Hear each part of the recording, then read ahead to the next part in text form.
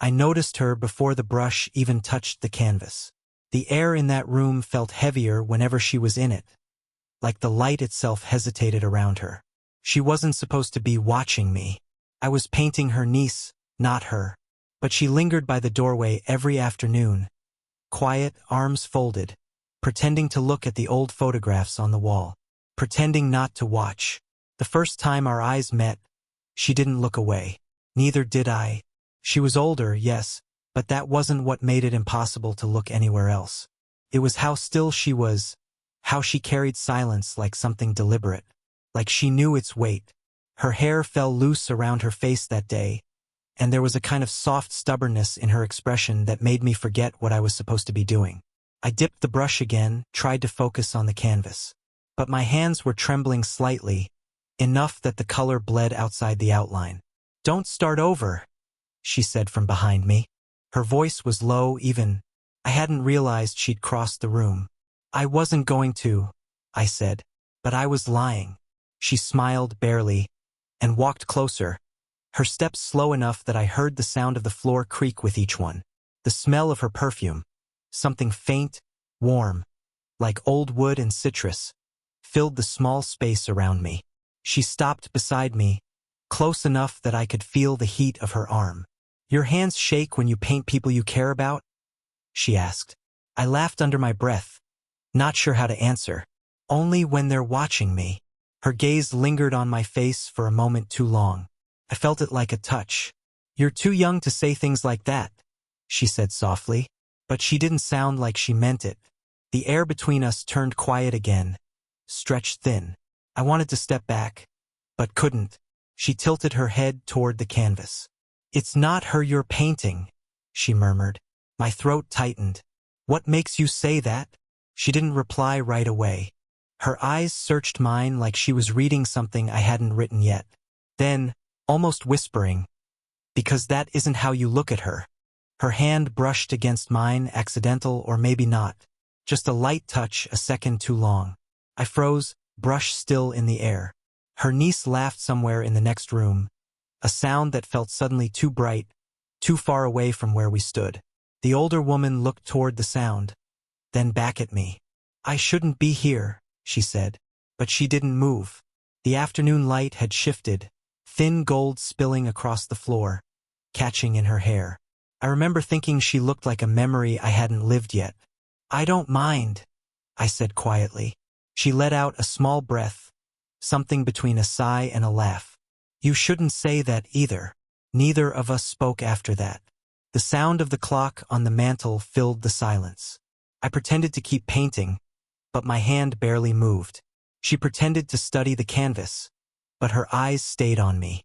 Then she stepped closer. I heard the faint click behind me, soft, deliberate. The lock. I turned toward her, brush still in hand. She met my eyes, calm but unreadable, and said only, "Finish your line." The sound of the lock stayed in my head long after she walked away. She hadn't said another word, just left the room with that quiet poise she always carried, like nothing had happened. But something had. The air between us had changed shape. The next afternoon, she came back with coffee. 2 cups. One for her, one for me. She didn't ask if I wanted any. She just set it down beside my palette and said, "You missed a spot on the background." I wanted to tell her I hadn't, that I'd left it bare on purpose, but her tone made it sound less like criticism and more like permission to let her stay. Her niece wasn't home that day. The silence in the house was strange, too large. She stood near the window, arms crossed loosely, the sunlight tracing the edge of her collarbone. I tried not to look too long. I failed. "Your hands aren't shaking today," she said, half smiling. I shrugged, eyes on the canvas. "Maybe I got used to being watched. Or maybe you started liking it," she replied. That one hit somewhere deeper than I expected. I looked up. "Is that what you think?" She didn't answer right away. She reached out instead, her fingers brushing against the back of my hand as she pointed toward the painting. "That shadow there, it's softer now. You're different when you paint." Her touch lingered, barely there, but it stayed even after she drew her hand back. Later, when she sat down on the arm of the old sofa, She told me about her late husband. Not directly. She spoke like she was describing whether that had already passed. He was a good man. Just steady. Some people mistake steadiness for love. I didn't know what to say, so I said nothing. When she looked at me again, her eyes softened for the first time. You probably think I'm too old to say things like that. I think you're just saying what's true, I said quietly. She smiled, but there was something behind it. A flicker of regret, or maybe relief that I didn't look away. I don't know when I started noticing the smaller things. How her perfume clung faintly to the air long after she left. How her laughter had this quiet break in it, like she hadn't used it in a while. And she noticed me noticing. Once, while she leaned over to fix a brush I dropped, her shoulder grazed mine. Neither of us moved. It was such a small thing, but it landed heavy. She straightened, clearing her throat. You should wash your hands before lunch, she said, voice too even. I nodded, but neither of us made a move toward the sink. The clock ticked. The afternoon light turned amber. Her eyes met mine again. Tired, careful, but unwilling to retreat. I don't remember who reached first. Maybe neither of us did. But when her hand rested briefly on my shoulder, it felt less like a touch and more like a confession neither of us wanted to speak aloud. Rain started mid-afternoon. Soft at first, then steady, drumming against the windows until the whole house felt smaller. I was alone in the studio when she came in, shaking droplets from her umbrella. Her hair clung damply to her temples. Her blouse darkened where the rain had touched it. You're still here, she said, surprised. I lose track of time when it rains. She smiled faintly. You and that painting. It's not the painting, I said before I could stop myself. She froze, the air tightening between us. Then she looked away, pretending to study the canvas. You shouldn't say things like that, she murmured, echoing her old line. But this time her voice trembled a little. We spent the next hour side by side, both pretending to work. The storm hummed outside, low and constant. She leaned closer to hand me a towel, her sleeve brushing my arm, leaving a trace of warmth that lingered far too long. I could hear her breathing, not nervous, measured, steady, but each breath felt like something deliberate, something she was choosing to control. Then the front door opened. Her niece's voice floated in. Aunt Clara? You home? We both startled. She stepped back so fast her chair bumped against the wall. I grabbed a cloth, pretending to wipe the brushes. In here, she called, her tone too bright, too casual. Her niece poked her head in, phone in hand. Oh, hi. Sorry. Didn't mean to interrupt. You're fine, Clara said, smiling too quickly. We were just finishing up. I caught the way her hand stayed behind her back, as if hiding something invisible between us. The younger woman's gaze flicked from me to the half-finished painting, then back again. Something about her expression lingered, a question she didn't ask. After she left, the silence that followed was worse than the interruption. Clara turned back to me slowly. That was close, she whispered. I nodded, though my pulse was still unsteady. Do you ever think about what happens if someone does find out? Her eyes met mine. Every day. Neither of us moved for a long moment. The rain hit harder against the glass. You could stop coming here, I said, almost daring her. I could, she said softly. Then she stepped closer instead. The space between us vanished inch by inch, her scent, the warmth of her skin, the faint tremor in her fingers as she reached to brush a streak of paint off my jaw. Her thumb paused there, just below my cheekbone. Neither of us breathed. I turned my head slightly, too close, too soon, and she drew back, barely. Her eyes flickered down, then up again, searching for a reason to move away but finding none. Clara, don't, she whispered, but she didn't step back this time. Outside, thunder rolled soft, distant.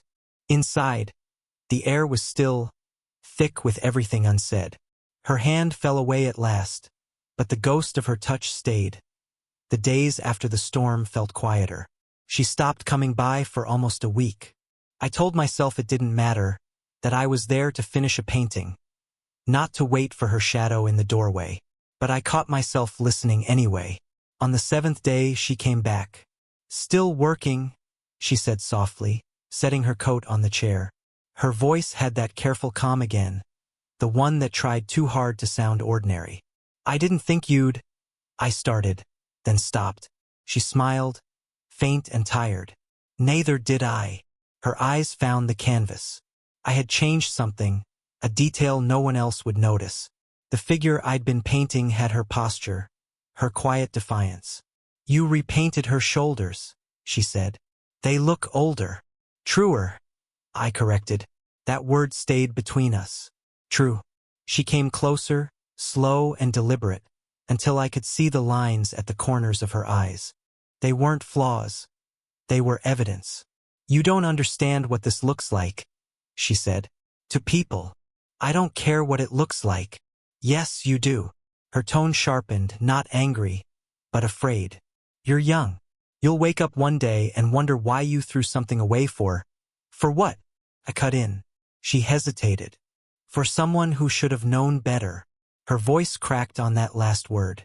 And then there was nothing to fill the space between us except the sound of both of us breathing too quickly. I don't know who moved first. Maybe both. Her hand rose halfway, like she meant to gesture, but it hovered instead near my face. I caught it gently before it fell away. Her pulse beat against my thumb. "You keep saying I don't understand," I said quietly. "But you're the one who keeps coming back." Her eyes softened, the kind of look that both admits and denies everything at once. "I can't seem to stop," she whispered. I stepped closer. Her perfume, faint and familiar, pulled memory and present into one dizzying moment. She didn't step away this time. Her hair brushed my chin when she exhaled. My hand lifted, almost without thinking, to move a strand from her face.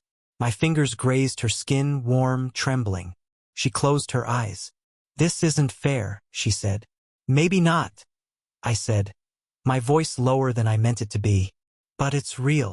Her lips parted just slightly. Then came the sound. The click of a door latched down the hall. Footsteps. We froze. Clara's eyes opened, wide and unreadable.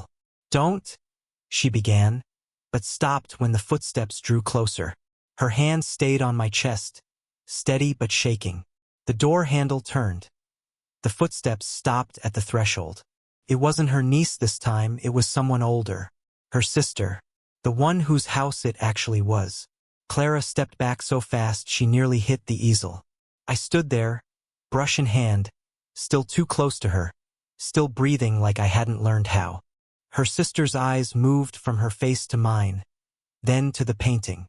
"You've been here a lot lately," she said evenly. "More than most artists stay." Clara's voice came out steady, practiced. "He's helping me organize the studio." The commission was delayed. I could hear how hard she was trying to sound detached. I could also hear the small crack under the word helping. Her sister nodded slowly, eyes narrowing as if weighing the air between us. Then she turned and left without another word. The door closed, but the echo stayed. Neither of us spoke for a long time. Clara finally moved first, pulling her hand back from where it still hovered too near my sleeve. "She knows," she whispered. "Knows what?" I asked. "That something isn't right," she said. "She's always been good at noticing what I try to hide." She turned her back to me, one hand pressed against the table. Her shoulders looked tense, almost small. "Clara," I said, stepping closer. "Don't," she warned, but her voice was soft, unconvincing. "You don't have to explain anything," I said. She turned around suddenly, eyes flashing. Not angry, just raw. "You think this is about explaining?" I lied. To her. To myself. "And you just stand there like it doesn't mean anything." Her words landed like something breaking in the air. "I didn't ask you to lie," I said quietly. "You didn't have to." That silence again, heavy, thick with everything we'd both avoided saying. She moved past me to reach for her coat, brushing my shoulder as she did. The touch was accidental, but it felt deliberate. Then she stopped halfway to the door.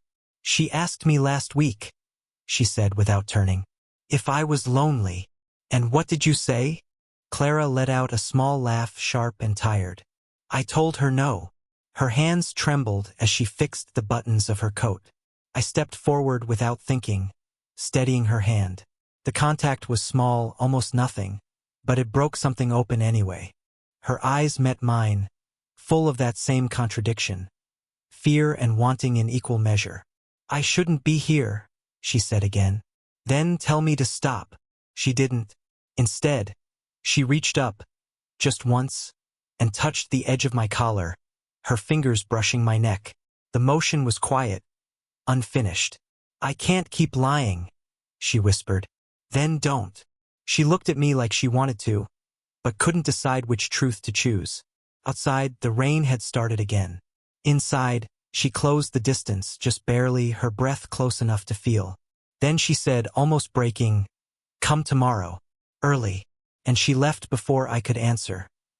The next morning I arrived before sunrise. The house was still, the air faintly cold. I almost turned back twice, hand hovering near the door, unsure what waited behind it, or if she'd meant it when she told me to come. When she opened the door, she looked like she hadn't slept. Her hair was loose, her eyes red at the corners. But she smiled just barely. I didn't think you'd actually come, she said. You told me to. That doesn't mean you should've. But she stepped aside anyway, and I walked in. The light was dim, early gold filtering through the curtains. The painting sat on the easel, half-finished, her likeness somewhere between shadow and truth. She stood behind me. I've been thinking, she said softly, about what happens when this ends. What if it doesn't have to? She shook her head. It does. You'll move on. I'll still be here. Her voice trembled slightly on here. I turned to face her. You keep saying that like it's a bad thing. Because it is. I took a step closer. Then another. She didn't move. The air between us thinned, heavy with everything unsaid over the past weeks. Clara, I said. She looked up at me, eyes steady but full of something unguarded now. Fear, want, both. You shouldn't say my name like that, she whispered. Like what? Like you mean it. I almost smiled. I do. She exhaled. A small, broken sound that wasn't quite a laugh. Then she reached up, fingers brushing my jaw, tracing the line of paint that still lingered there from yesterday. Her hand stayed. I don't know how we got here, she said. Yes, you do. For a moment, neither of us breathed. The distance was nothing now, her breath warm against my throat, her heartbeat almost matching mine. I can't keep pretending this doesn't matter, I said. And I can't pretend it's right, she answered, voice barely audible. Her hand slipped down, finding mine. Our fingers hesitated, then locked. You're scared, I said. Of you? No. Of what you want. That broke her composure. She closed her eyes, shaking her head as if to steady herself. When she opened them again, they were wet, but clear. You think wanting something makes it real, she said. But it only makes it harder. I'm not asking for forever, I said quietly. Just for right now. She took a small step closer. The final inch vanished. For a heartbeat, it felt like everything we'd been avoiding. The fear, the rules, the guilt had paused. The world was just the sound of rain and the brush of her fingertips against mine. Her lips parted. She leaned in, slowly, hesitantly, then stopped, just short. The silence cracked. And then she whispered, "Now I understand." Her hand slipped away. She stepped back, tears bright in the half-light. Some things are real even if we don't keep them. I nodded, unable to speak. The painting behind us caught the sunrise, the colors suddenly vivid, alive. Weeks passed before I saw her again. The painting had been finished, wrapped, and sent away. The studio felt hollow without her perfume hanging in the air or her quiet footsteps moving across the old wooden floor. I told myself it was over, that endings, when done right, are supposed to feel clean. But this one didn't. It felt like something unfinished, like a sentence cut in half. Then one late afternoon, the door creaked open. She stood there, wearing the same soft gray coat she'd worn the first day we met. Her hair was pinned back this time, and she looked rested, lighter somehow. "I was walking by," she said simply. "Thought I'd see if you were still painting ghosts." I smiled. "Maybe just one." She looked around the room, taking in the empty easel, the brushes lined neatly by the sink. "You kept it the same." "I didn't want to move anything." She stepped closer, fingers grazing the edge of the table. "You always were careful with things that mattered." I didn't know what to say to that, so I just nodded. For a moment, it was quiet. Not the heavy silence from before, but something softer. A quiet that didn't need fixing. She turned toward me, eyes warmer now. "I thought I'd regret all of it," she said. "The confusion, the way I let you see too much of me. And I don't," she said, smiling faintly. "You reminded me what it feels like to be seen without hiding." Her words caught me off guard. Not because of what she said, but because of how calm she sounded saying it. I stepped closer. "You did the same for me." Her eyes met mine, steady. "You'll find someone who doesn't make you second-guess everything." Maybe I already did. She laughed softly, shaking her head. "Don't make this harder than it is." "I'm not," I said. "I just don't want to forget." "You won't," she said, reaching out to touch my hand. "Neither will I." Her fingers slipped into mine, slow, deliberate. No hesitation this time, just warmth. We stood like that, quiet, close, the late sun painting the walls gold. Then she leaned in and rested her forehead against mine. Not a kiss, not a goodbye. Something gentler, something truer. "I'm glad you came that morning," she whispered. "So am I." For a while we didn't move. The world outside could have fallen away and I wouldn't have noticed. Her thumb brushed the back of my hand once, and that was enough. When she finally pulled back, she smiled again, the kind of smile that stays even after you close your eyes. "Keep painting," she said. "Just don't forget to live, too." The door closed softly behind her, but the room didn't feel empty anymore. Felt finished. Did you enjoy the story? What kind of stories would you like to hear next?